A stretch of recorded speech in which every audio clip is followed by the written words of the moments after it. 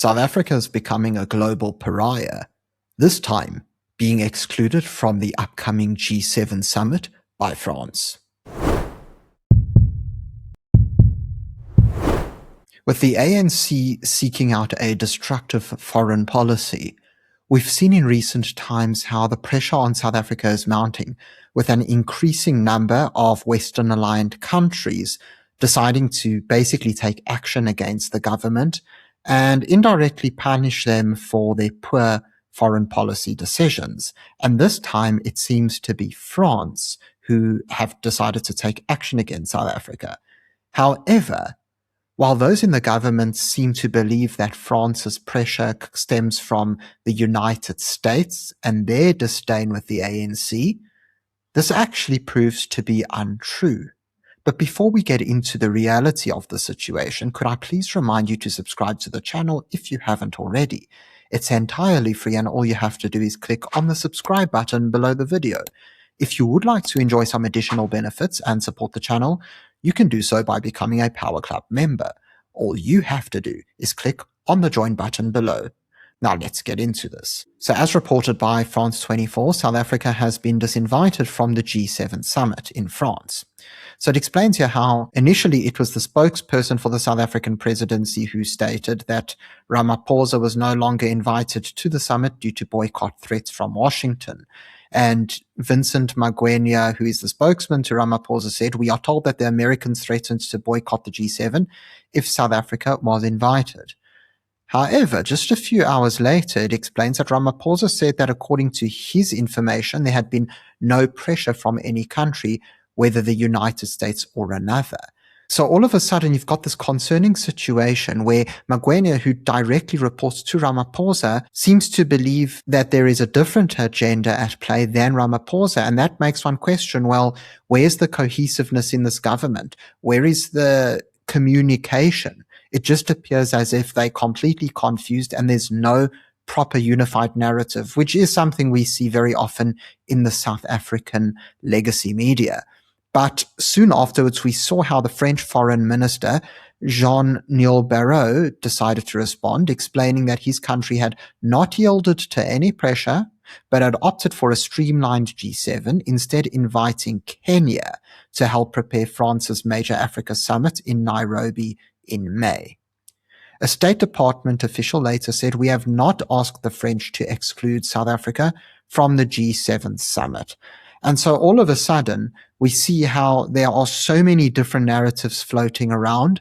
And yet, while we do actually have clarification from both the United States and France, as well as Ramaphosa himself, the South African media hopped on the story so quickly that they actually ended up spreading fake news. We see that with this IOL article, which was updated just an hour ago at the time of recording this video. And it says, France disinvites South Africa from G7 summit after pressure from US.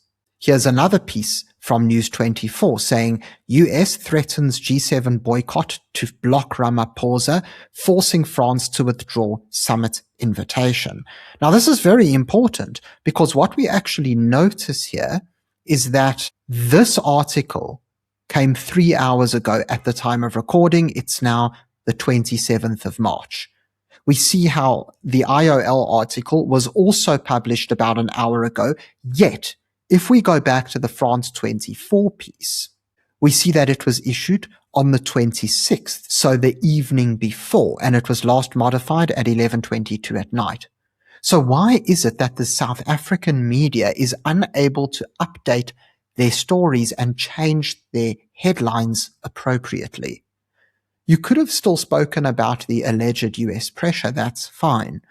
But the title is misleading, and as somebody who is in the fields of journalism, a more responsible way of writing could have been something like, France excludes South Africa from G7. Maybe you could say allegations of US pressure mounting, something along those lines, so that people don't just assume, oh, you see, the US excluded South Africa, it was US pressure, but rather that there are allegations or claims of US pressure.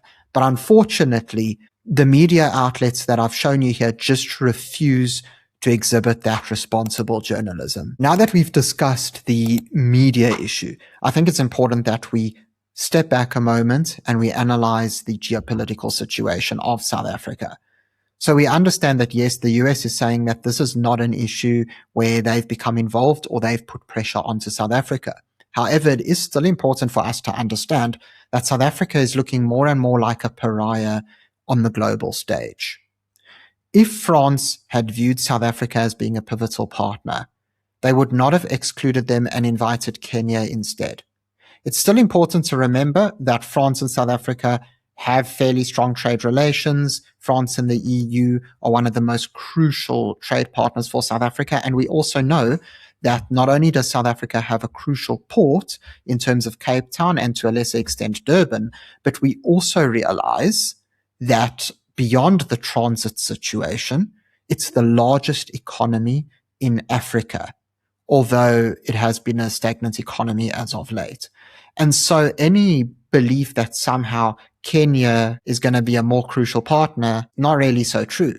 And so I think it's very important for us to note that, yes, they might decide to have this summit in Nairobi. I understand that it's a logistical consideration. But if France really wanted South Africa there, they would have made a plan.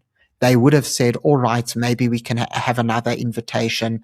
Maybe we can include them as well as Kenya, or we just replace Kenya outright. And so ultimately, this really seems to be forming part of a much larger puzzle. We've seen how the United States entered the ICJ case on the side of Israel against South Africa.